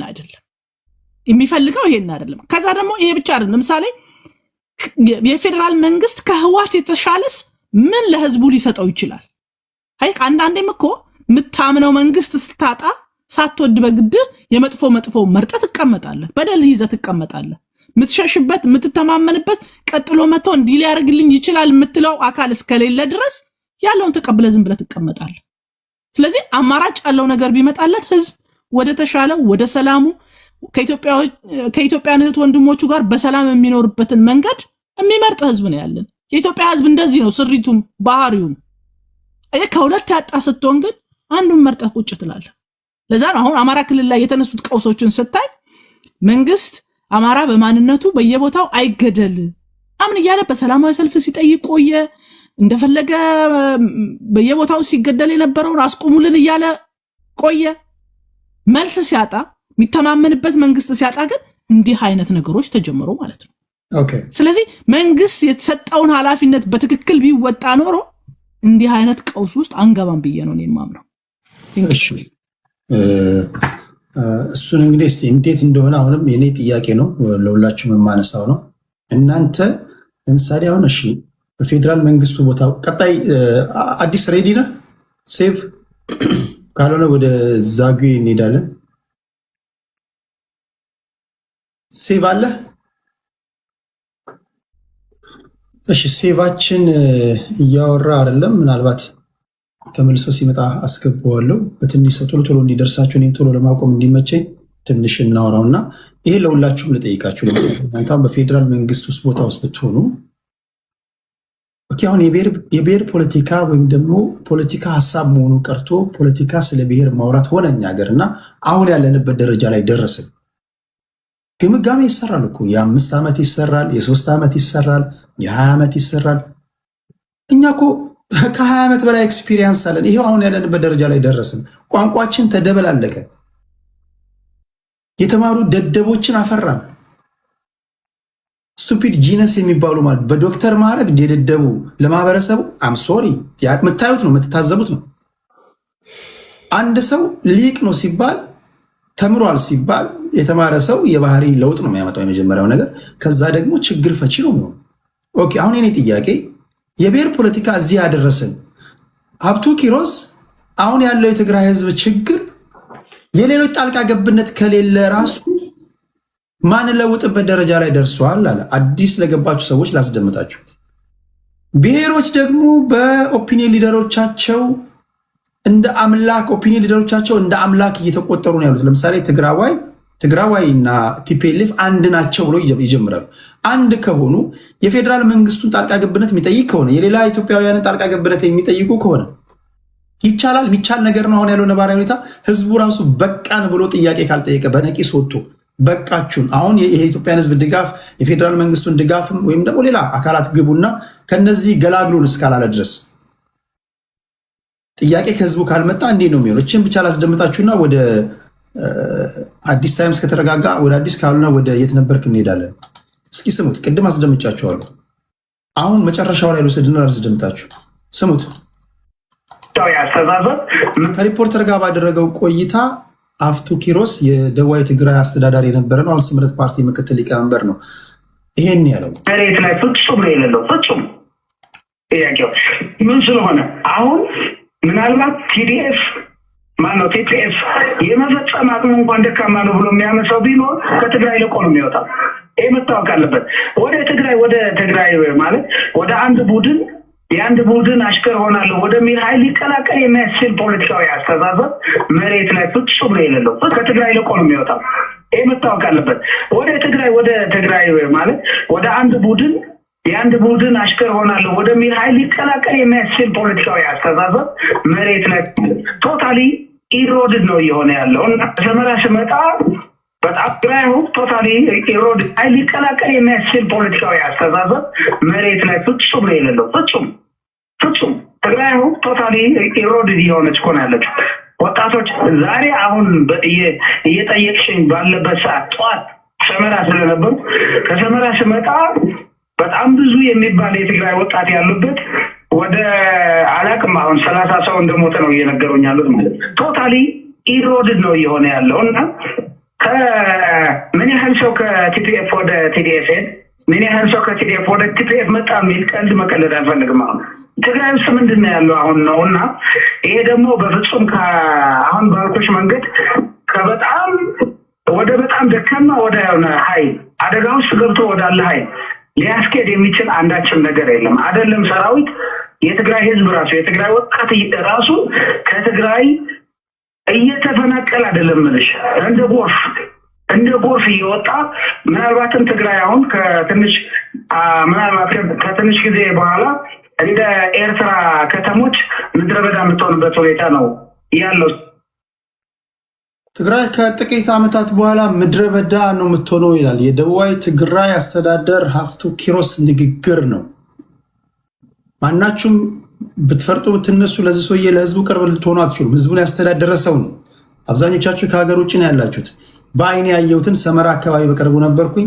ትላንትም አንዲት ልጅ ገብታ እንደዚሁ ሰመራ አካባቢ ህዝብ እየሞተ ነው ብላ ተናግራለች። አሁን እኔ ጥያቄ ሀብቱ ኪሮስ እና ሌሎች ባለስልጣናት የቲፒኤልኤፍ ማዕከላዊ ኮሚቴ አባል የነበረ ሰው ነው። አሁን ያለው የትግራይ ችግር ሌሎች ኢትዮጵያውያን ጣልቃ ገብተው ካላገዙ በስተቀር ማይፈታበት ደረጃ ላይ ደርሷል ካለ ኦኬ፣ ሌሎች ይግቡ ቢባል ለምሳሌ እና የት ነበርክ የዜጋ ፖለቲካ አቀንቃኞች ወይም ደግሞ እንደ ሀገር የሚያስቡ የአማራ ፖለቲከኞች፣ እንደ ሀገር የሚያስቡ ለህዝብ አብሮነት የሚጨነቁ የኦሮሞ ፖለቲከኞች፣ ሌሎች የብሔር ብሔረሰብ ውስጥ ያሉ ፖለቲከኞች ፌዴራል መንግስቱ እንዴት ነው ሊገቡ የሚችሉት? ያለው ስታተስ ኮ ያን ይፈቅዳል? ይሄ ነው ጥያቄውና እሺ ወደ የት ነበር ትሄድ?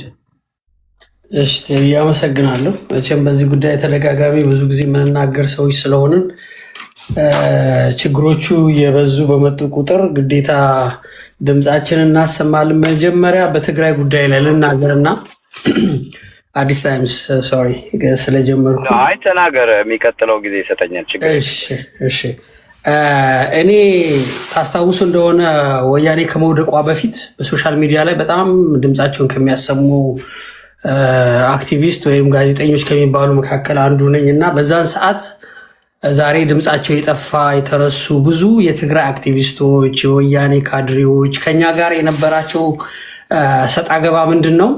ወያኔ የትግራይ ህዝብ ነው፣ ትግራይ ወያኔ ነው ማለት ቀይ መስመር ነው። በቃ በመካከላቸው ምንም አይነት ልዩነት የለም በሚለው እኔ ብዙ ጽፌያለሁኝ። ምንድነው ላይ የነበረው? የፖለቲካ ፓርቲ ህዝብ ሊሆን አይችልም። ህዝብ የፖለቲካ ፓርቲ አባል ሊሆን ይችላል። በሁለቱ መካከል ከፍተኛ ልዩነት ያለው የሚለውን በፍጹም ውጥው የማይቀበሉት ነገር ነበር እና ያን ጊዜ መውደቂያው አካባቢ ደግሞ ዶክተር ደብረጽዮን እየመጡ ትግራይ ህወሓት ትግራይ መስመሪና ምናምን እያሉ መግለጫ ይሰጡ ነበር። በመካከላችን ምንም አይነት ልዩነት የለም እያሉ ማለት ነው። እና በኋላ ደግሞ እየተዳከመ ሲመጣ ምን ማለት ጀመሩ? የትግራይ ህዝብ እኮ ሚዲያ ስለሌለው ነው እንጂ ልዩነት አለው ሀሳብ አለው ምናምን የሚል የማለሳለስ ሆን ተብሎ የካድሬ ወሬ ይወራ ነበር። ግን አት ዘ ኤንድ ኦፍ ዘ ዴይ ዛሬ ብዙ ዓመት አለፈ ወደኋላ የትግራይ ህዝብ ፔይንግ ዘ ፕራይስ ግን ገና ብዙ ፕራይስ ይከፍላል። ብዙ ፍዳ መከራ ካየ በኋላ ህዝብ ሆኖ ይወጣል እንጂ አሁንም ገና ስለ ፕሪቶሪያ አግሪመንት ስለ ጥቃቅን ፖሊሲዎች እና ስለ ጥቃቅን እርዳታዎች ነው የሚያወራው የትግራይ ህዝብ። ወያኔም በለው የትግራይ ህዝብም እንደ አጠቃላይ ከዛ አካባቢ የሚሰማው ድምፅ ኢንጀነራል እንደ ህዝብ እንደ ፖፑሌሽን እንደ ኢትዮጵያ ለማውራት ፈቃደኛ የሆነ ፓወር የለም። ዝም ብሎ የተበጣጠሰ ፖለቲካ በፌዴራል መንግስቱ ላይ የሚመካኝ ምናምን ሰዎች ሊኖሩ ይችላሉ። ያንን ብሌም ጌም ከመጫወት በዘለለ ኢትዮጵያ ስለምትባል ሀገርና ድህነታችን ከየት ጋር ነው መምጣት ያለበት የሚል አስተሳሰብ ያለው ኃይል ገና የለም። ገና ብዙ መከራ ገና ብዙ ፍዳ ካየ በኋላ በቃኝ ማለት ይጀምራል የትግራይ ህዝብ። እስከዛ ገና ነው። ኢትስ ጀስት ሲምፕሊ ላይክ አንግሪ ወይም ሃንግሪ የሆነ ህዝብ ነው አሁን የሚናገረው። ሶ ትግራይን በዛ ነው ምተዋት፣ ጊዜ አላት። እስካሁን ገና ነው። እንደው ልጆቿ የሞተባት እናት ልታለቅስ ትችላለች። የተራበ ቤተሰብ ሊያለቅስ ይችላል። ወያኔ አማራጭ አሳጣው ምናምን የሚባል ቡድን ሊነሳ ይችላል። ኢንጀነራል ግን ኢትዮጵያዊነት ብቻና ብቻ ነው መፍትሄ። መዳን የምችለው በዚህ ነው። ይሄ እስከዛሬ 50 ዓመት ያመጣሁት ጣጣ ልጆች ያመጡት ጣጣ እዚህ ዳረገኝ የሚል ህዝብ ገና የተነሳ አይመስለኝም። እኔ ከዚህ በላይ ስለ ትግራይ ብዙ ማውራት እኔ አልችልም። ሁለተኛ ስለ አማራ ፖለቲከኞች ነው ማውራት የሚፈልገው።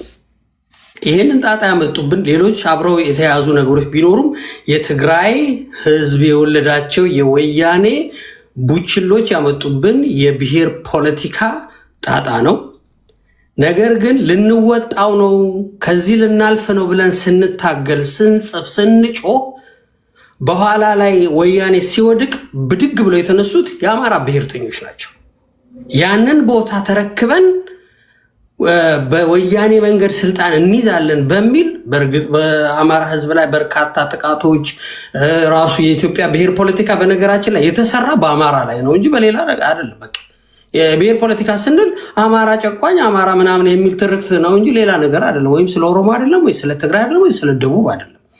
how Amara is portrayed in Ethiopian politics is different topic ነው እዚህ የምናወራው አይደለም። እና ያንን ይዘው ይሄ የብሔር ፖለቲካ እንዳይቀጥል ከወያኔ የምንቀበለውን ጉልበት ተጠቅመን ኢትዮጵያን ወደ አንድነት እንወስዳታለን ብለን ተስፋ ስናደርግ እነሱ ግን ተቀበሉትና ጩኸቱንም ደሙንም ከዛሬ 30 ዓመት በፊት በአርባ ጎጉ በመናመን የተገደለውንም ትርክት በሙሉ ያዙና አማራ ተገድሏል ወደሚል በጨረሻ ላይ ነገሩን አግንነው ወደ ጫካ ገቡ። ዛሬ እስከ መገዳደል ጦርነት እንዳይበርድ ብልጽግና ካልወረደ አብይ አህመድ የሚባል ሰው ካልወረደ በስተቀር ኢትዮጵያ ሰላም አይኖራትም የሚል ትርክት ውስጥ የገቡት የአማራ ፖለቲከኞች የኢትዮጵያ ፕሮብለም ናቸው። ምክንያቱም አንዴ ቃል እሺ ፕሊስ አንዴ ጋር ደግሞ ጨምርልኝ። ምክንያቱም እነዚህ ይሄን ፕሮብለም የምልበት ምክንያት ምንድነው? የኢትዮጵያ ችግር ብልጽግና አይደለም። የኢትዮጵያ ችግር አብይ አህመድ አይደለም። የኢትዮጵያ ችግር ስርዓቱ ነው። ፖለቲካው የተገነባበት የመንግስት ስርዓታችን ነው ፕሮብለሙ። ያንን እናጠፋለን በምንልበት ሰዓት ተደራጅተው መጥተው ይሄውና እስካሁን ለውጥም እንዳይኖር ተስፋም እንዳይኖረን እየተደረገ ያለው በአማራ ሲጀምር ወያኔ ነው፣ ሲጨርስ የአማራ ብሔርተኞች የፈጠሩት ነው።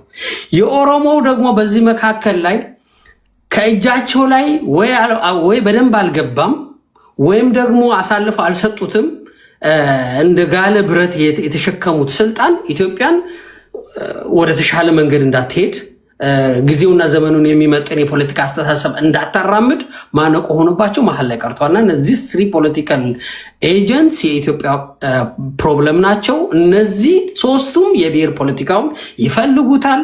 ነገር ግን እዚህ የመጡ መከራ ወሩብናል፣ ተራብን፣ እንደዚህ በፕሪቶሪያ አግሪመንት አልተፈጸመልንም፣ ወያኔ እንደዚህ ያደረገን ጂኒ ጃንካ ምናምን ይሉናል። we are here to respond to each of their problems እና አንድ ደቂቃ ያለቀ ይመስለኛል። ሶስቱ የችግራችን መንስኤዎችም መፍትሄዎችም ናቸው ብዬ ነው እንግዲህ ማሳጥረው። ቴንክ ዩ የት ነበርክ ጋዜጠኛ? የት ነበርክ? አዲስ ታይምስ አይ ቲንክ ሬዲ ነው መሰለኝ። እንኳን አደረሳችሁ ላለው ረጅ አይ ቲንክ 2 ዊክስ ምናምን አልተያየንም ይመስለኝ። ለማንኛውም እኔ አሁን ወንድሜ ያነሳውን አውቀዋለሁ። የት ነበርክ መሰለኝ እና ፌስቡክ ላይ ማው ትጽፍ ነበረ፣ ወያኔን ትቃወም ነበረ። ብዙዎቻችን ወያኔን እንቃወም ነበረ እና በዛም አውቃለሁ። ልክ ነህ። እነ ዳንኤል ብርሃኔ እነ ማን መብራቱ ምትባል ምናምን የትግራይ ዛሬ የኦሮሞ ብሔርተኞች እነ ቡኖ በደሌ እነ መስፍን ፈይሳ በቃ በብሔር ስለሆነ ዛሬ እንደተሰለፉት ሁሉ ትናንትና ስርዓቱን ዲፌንድ የሚያደርጉ ሰዎች የትግራይ ልጅ ፊት ገጹን የያዙት እና ሉላ ሰለሞን የትግራይ ልጆች ነበሩና እነሱ ሰዎች ኢትዮጵያ እየበረረች ነው፣ ኢትዮጵያ እየተመነደገች ነው፣ የኢትዮጵያ ጠላቶች በርገር እየበላችሁ አትጩ ነበረ። በርገር እየበላችሁ እየጠገባችሁ አትጩ፣ ኢትዮጵያ ይኸው አባይ ግድብ እየገደበች ነው፣ ይሄው 4-5 ዳም ገንብታለች ምናምን በቃ እየበረረች ነው። ወያኔም ደግሞ ስራ እየሰራ ነው ነበረ። እኛ ደግሞ ኢፍትሃዊነት ነበረ፣ ሴግሪጌሽን አለ፣ የብሔር ሴግሪጌሽን አለ፣ እኩልነት የለም፣ ጥላቻ አለ። ስርዓቱም ደግሞ ኢትዮጵያን በእኩልነት በአንድነት ዩኒፋይ አድርጎ የሚሄድ አይነት ስርዓት አይደለም። የሀብት ክፍፍሉም ትክክል አይደለም። ስልጣንም በአንድ ብሔረሰብ ኮንትሮል ውስጥ ነው ያለው። እነዚህ ነገሮች መሰረታዊ ነገሮች አንስተን ስንከራከር የትግራይ ጥላቻ ነው ይባል ነበር እና የት ነበር? ካንተ ጋር እስማማለሁ በዚህ ሐሳብ። ግን እኔ ካንተ ጋር ማልስማማው ምንድነው የአማራ ብሔርተኞች ልናጠፈው የነበረውን የብሔር አስተሳሰብ ይዘውት ቀጠሉ ከትግራይ ተቀብሎ የሚለው ኮምፕሊትሊ አልጋራም ካንተ ጋር። የአማራ ብሔርተኝነት ለ30 ዓመት ለ40 ዓመት የተጨፈጨፈ የተገደለ ልክ አንተ እንዳልከውም ሌሎቹ አጌንስት አማራ ሲነሱ ፎልስ ናሬቲቭ ትርክቶችን ፈጥረው አማራ ለ3000 ዓመት ገዝቶናል፣ አማራ ጦታችንን ቆርጧል፣ አማራ እንደዚህ የሚል ነው። አማራ ግን በአይናችን ያየነው ነው። ይሄ በቴሌቪዥን በኢትዮጵያ ቴሌቪዥን እኮ የታየ ነው። አርባ ጉጉና በደን ነውና ለዛ የአማራ ህዝብ ከዛ ደግሞ ይቀጠልም ስለሆነ ነው ባይዘዌ የአማራ ብሔርተኝነት የተነሳው አርባ ጉጉና በደኖና አስቦ የዛሬ 30 ዓመት እንዲህ ተፈጽሞብኝ ነበር ብሎ ሳይሆን ይሄኛው ስርዓት የለውጥ ስርዓት የሚባለው ከመጣ ጀምሮ በማግስቱ ከአዲስ አበባ ዙሪያ ቡራዩ ለገጣፎ በ30 በ60 ሺዎች የሚቆጠር ቤታቸው ፈረሰ። እናት ቤቷ ፈርሶ ልጇ በጅብ ተበላ። እዛ ቡራዩ አካባቢ ነው ለገጣፎ አካባቢ። ከዛ ቀጠለ ወለጋ ላይ በጅምላ ተጨፈጨፈ። ከአንዴም ብዙ ጊዜ የኢትዮጵያ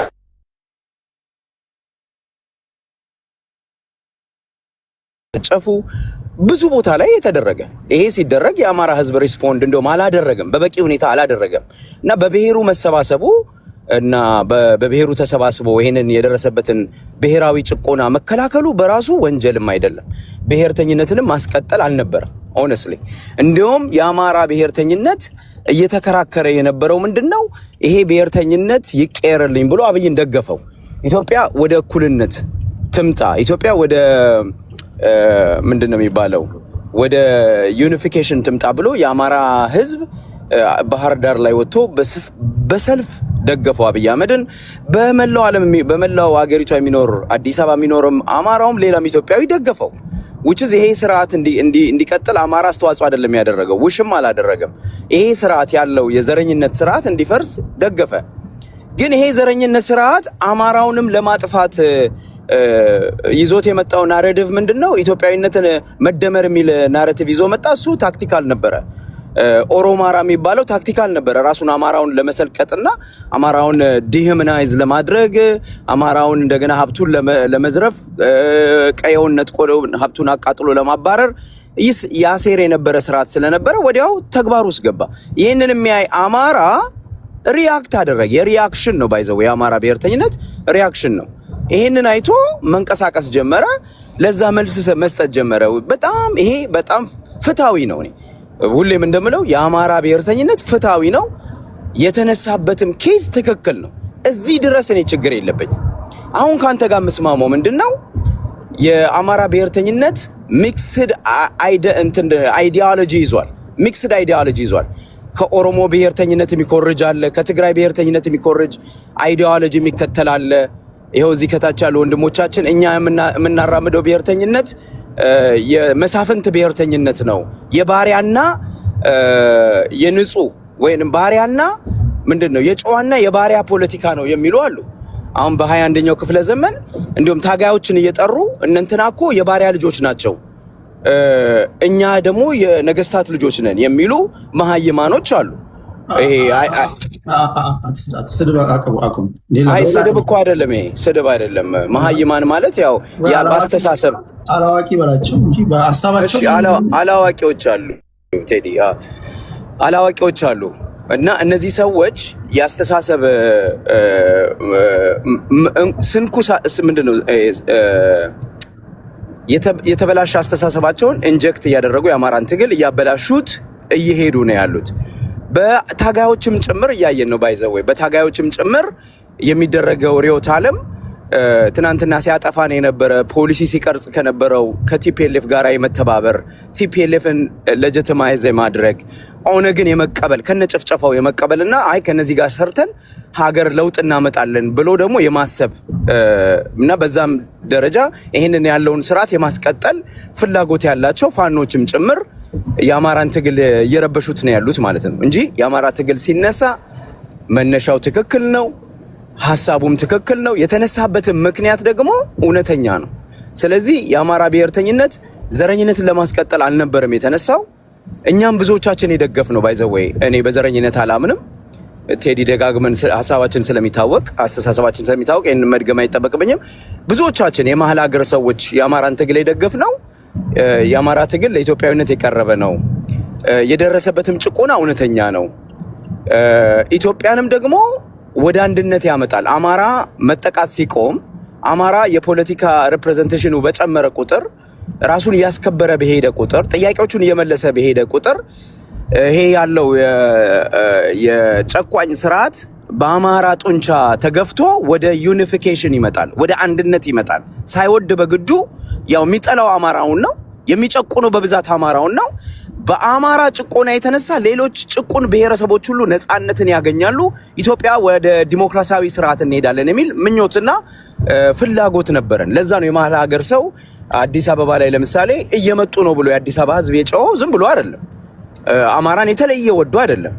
አማራ የሚያንጸባርቀው እንደ ማህበረሰብ የሚያንጸባርቀው ኢትዮጵያዊነት፣ የደረሰበት ግፍና በደል ስለሚገባው ነው የመሀል ሀገር ሰው እየመጡ ነው ብሎ ለፋኖቹ ምክንያት ማን ነው ድጋፍ የሰጠው ሲጀመር ትግሉ ማለት ነው። አሁን ነገሮች አሉ። ፋኖችም አንዳንዶቹ እየከዱ እጃቸውን እየሰጡ ነው። አመራሮቹ የሚያጠፉት ጥፋት እኔ ዝም ብዬ ድና የምናደርገው አይደለም። ማን ነው ቴዲ ቅድም አንስተዋል።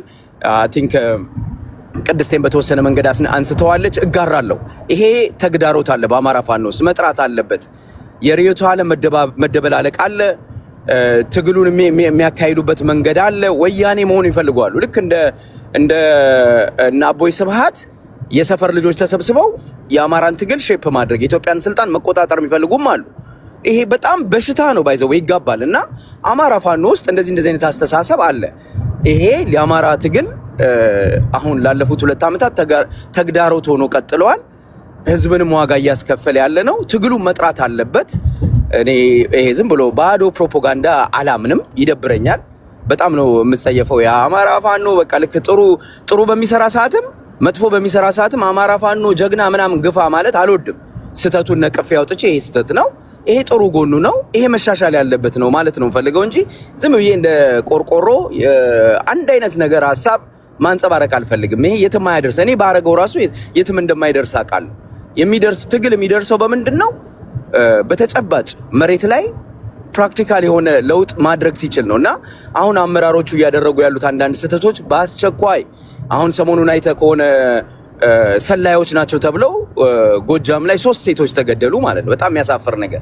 አንደኛው እንደው መናገር አትችልም፣ መስማት አትችልም። ሶሪ መናገር ትችላለች፣ መስማት አትችልም። መስማት የማይችል ሰው ሰላይ የሆነበት እኔ አላቅም።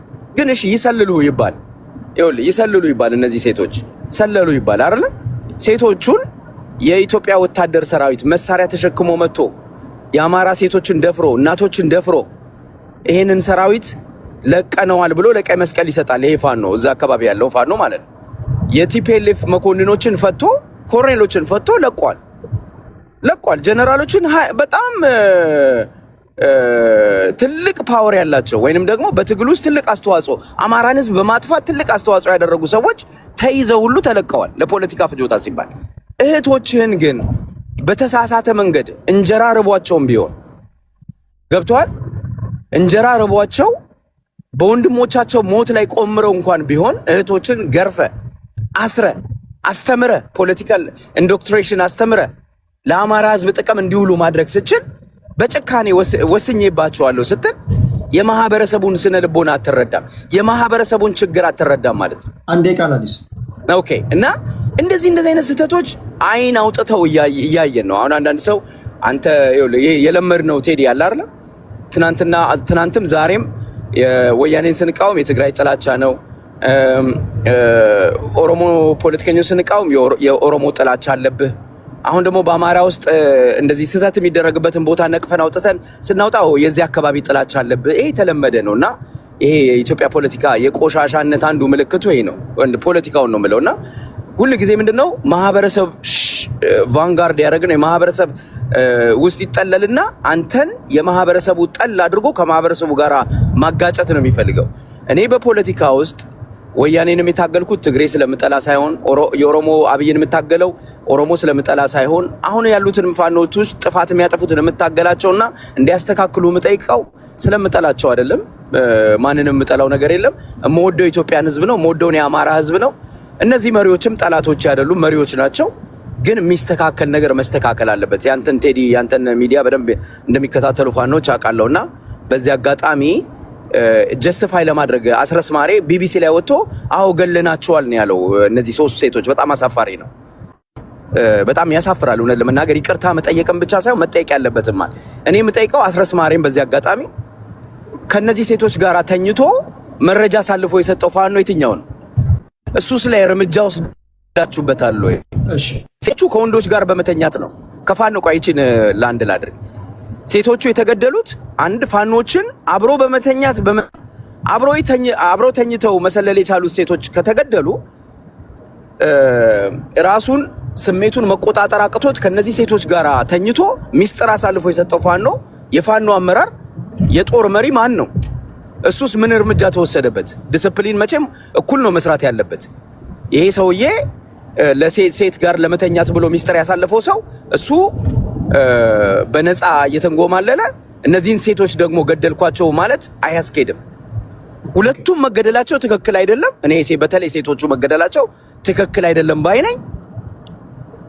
ግን እንደው መገደል ካለበት መጀመሪያ ሚስጥር ያሳለፈው ታጋዩ ነው መሆን ያለበት እና ታጋዩን ይዘ ሴቶቹን ገደልኳቸው ብለ በቢቢሲ ሳይቀር ሄደ ጀስቲፋይ የምታረግ ከሆነ እንደዚህ አይነት ትግል ማህበረሰቡን የሚያማርሩ ማህበረሰቡን ከትግል እንዲያፈነግጥ የሚያደርጉ ናቸው። ቴዲ ይሄን ነው የምለው። አመሰግናለሁ።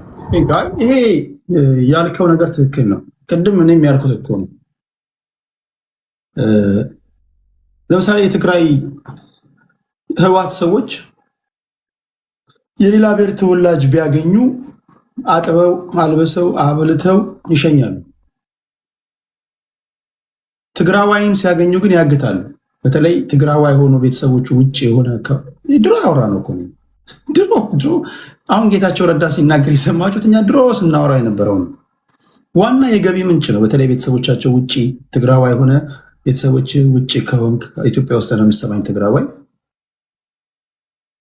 እናንተም ባለማወቅ ቲፒኤልኤፍ የምትሉ አጀንዳ ወይም ደግሞ መታገያ አጀንዳ ሲጠፋ ትታገታለህ፣ ትከፍላላችሁ። ኢትዮጵያ ውስጥ ያለ እገታ ማለት በኢንቨስተሮች ደረጃ የሚሰራ ስራ ነው። በነገራችን የሌላ ብሔር ተወላጅ ወይም የሌላ አካባቢ እንግዳ ሲመጣ ይለቃሉ።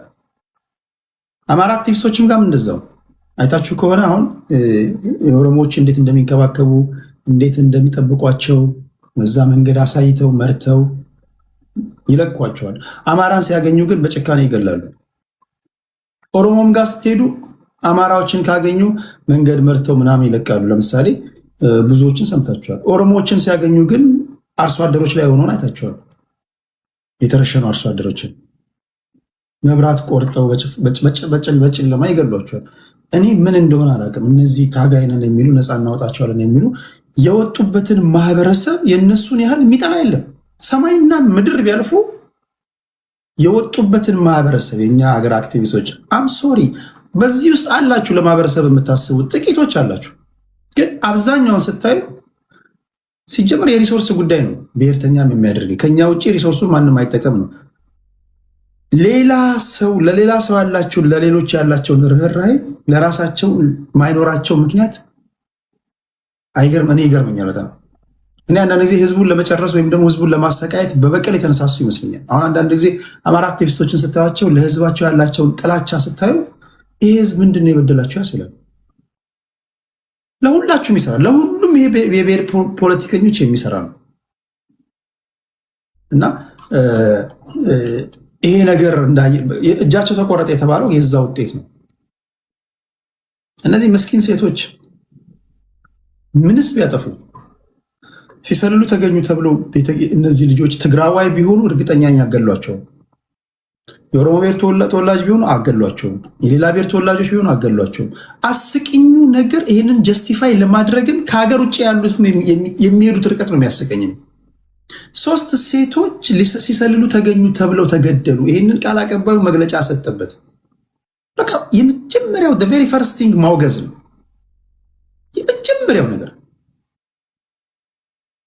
ግን አታወግዙ። አሁን ነፃ ብታወጣ ጀስቲፋይ ብታደርግ ምንድነው የምታገኘው እርካታ? እና ይሄ በአማራው ጋር ብቻ ሳይሆን ሁሉም የብሔር ፖለቲከኞች ጋር ያለ ነው። በእኔ ድምዳሜ ይጣፍጥ ይምረር ለእኔ ቃል ከ30ኛ ፎቅ ላይ መውደቅ ትችላለህ።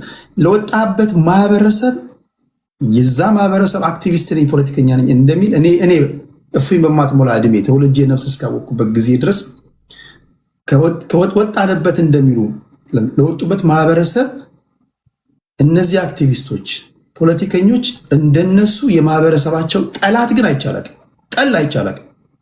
ይሄን ነው የምለው በተደጋጋሚ ብለው ማለት ነው። ወደ አኪላ እንሄዳለን።